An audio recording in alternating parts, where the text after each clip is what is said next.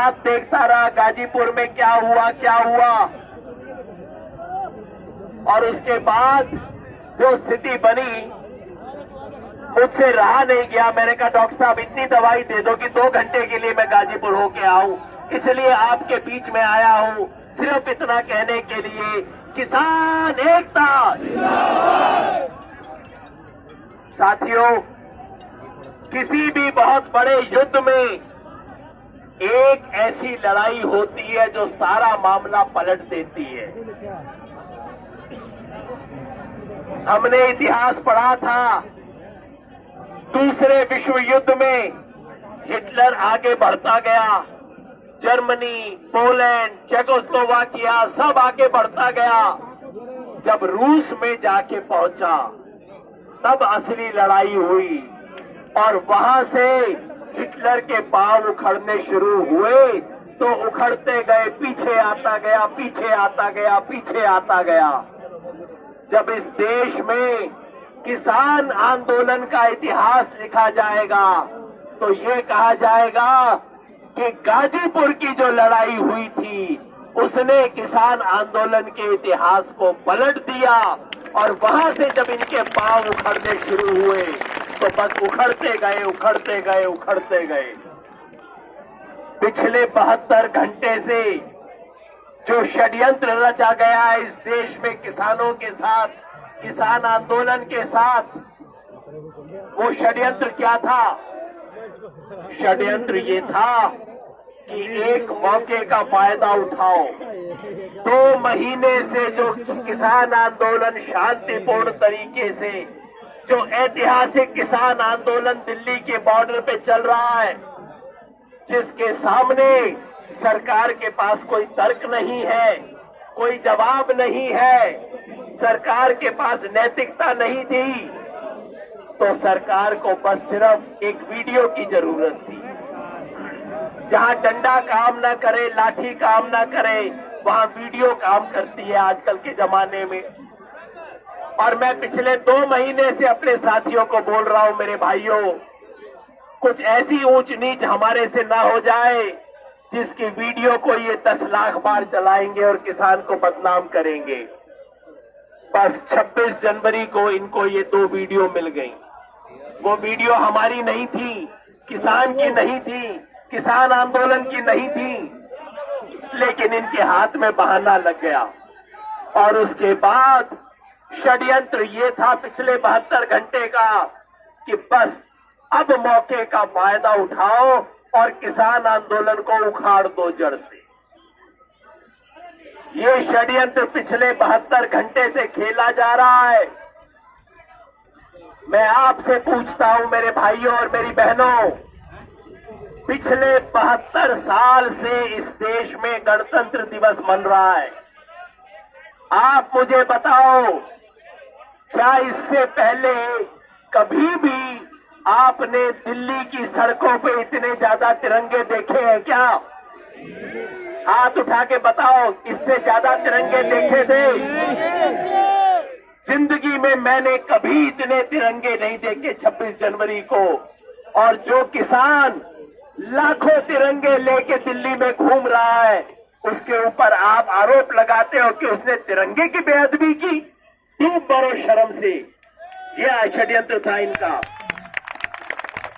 तिरंगे लेके दिल्ली की सड़कों पे उतरने वाले किसान को तिरंगे का दुश्मन बताते हो, किसान को देशद्रोही बताते हो। मोदी जी सुन लो साफ, योगी जी सुन लो साफ, जिस दिन किसान देशद्रोही हो गया ना, उस दिन ये देश बचेगा नहीं। ये देश किसान पे टिका हुआ है, किसान की देशभक्ति पे देश टिका हुआ है। और कुछ भी कर लो, मुझे गाली दे लो, राकेश टिकैत को गाली दे लो, भाई तेजिंदर बिरके इसको गाली दे लो, किसान को गाली मत दो। आप किसान को गाली मत दो। किसान नहीं बचेगा तो ये देश नहीं बचेगा।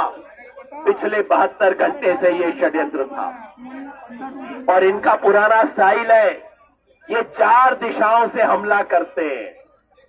ध्यान से गिन लेना, 4 दिशाएं बार बार होता है। सबसे पहले मीडिया जमीन तैयार करवाते अपना काम करने से पहले। ये जो हमारे पत्रकार साथी हैं, इनको मैं दोष नहीं देता, ये तो अपनी कंपनियों के मुलाजिम है, अपनी तरफ से ईमानदारी से काम कर रहे हैं। लेकिन ये खेल जो होता है, सबसे पहले मीडिया से गाली दिलवाओ और जमीन तैयार करो, उसके बाद अपने गुंडे भेजो आगे। पहले गुंडे आते हैं इनके, गुंडे भेजो, गुंडों से पत्थर चलवाओ। तो मीडिया से गाली दिलवाओ, गुंडों से पत्थर चलवाओ, उसके पीछे वर्दी में पुलिस को भेजो। तीसरे नंबर पे पुलिस आती है वर्दी पहन के, और चौथे नंबर पे काला कोट लेके वकील आते हैं कि आपको ये केस आपके खिलाफ हो गया, वो केस आपके खिलाफ हो गया। पिछले 72 घंटे में चारों खेल खेल लिए इन्होंने। मीडिया की तरफ से क्या क्या गाली ना दिलवाई किसानों को।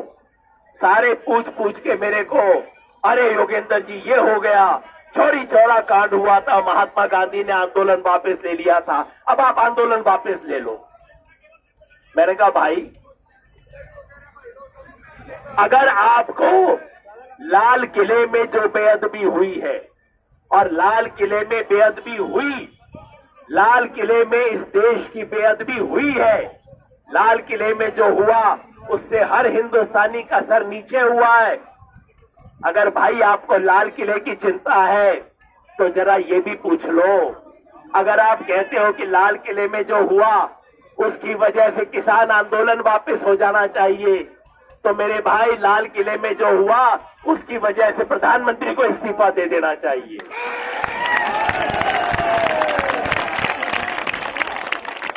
मान लिया कि हमारे कुछ किसान ट्रैक्टर लेके रिंग रोड पे आ गए, मेरी गलती है, मेरे को सजा दे दो, विर्क को सजा दे दो, राकेश टिकैत को सजा दे दो। लेकिन मेरे भाई, वो वाले लोग लाल किले के अंदर कैसे घुस गए? किला है ना वो तो, अरे लाल किला कोई सरकारी बिल्डिंग नहीं है जिसके 100 गेट होते हैं, किला है। वो किले के अंदर कैसे घुसे? लाल किले में पुलिस नहीं, आर्मी बैठी हुई है। जहां आर्मी है, पुलिस है, वहां ये लोग देशद्रोही कैसे घुसे? वहां उन्होंने तिरंगे के अलावा कोई दूसरा झंडा कैसे फहराया? और उस टाइम पुलिस बैठी हुई क्या कर रही है? पुलिस बैठी हुई क्यों दिख रही है?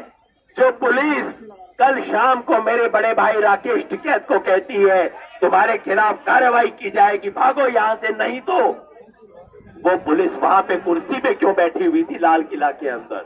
जवाब दे इसका मोदी जी।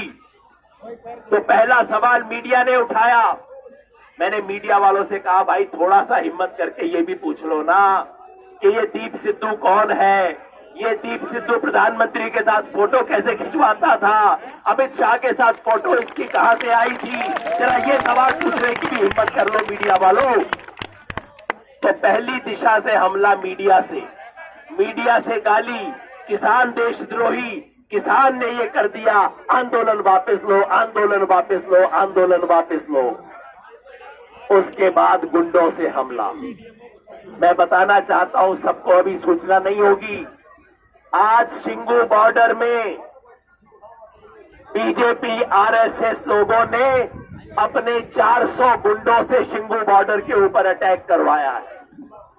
और आप सुन लेना, मैं अभी एनडीटीवी की खबर देखते हुए आ रहा था, पहले 200 गुंडे इकट्ठे हुए, 400 गुंडे इकट्ठे हुए, दिल्ली की तरफ से शिंगू बॉर्डर की तरफ चलते गए, पुलिस ने नहीं रोका उनको। 2 किलोमीटर का फासला है, 2 किलोमीटर पैदल चलने दिया, पुलिस ने रोका नहीं उनको। वो अपने साथ माइक सिस्टम की गाड़ी लेके जा रहे थे, गाड़ी को भी नहीं रोका। जिस इलाके में कोई गाड़ी नहीं चल सकती, वहां पे इन गुंडों को अपनी गाड़ी लेके जाने दिया पुलिस ने।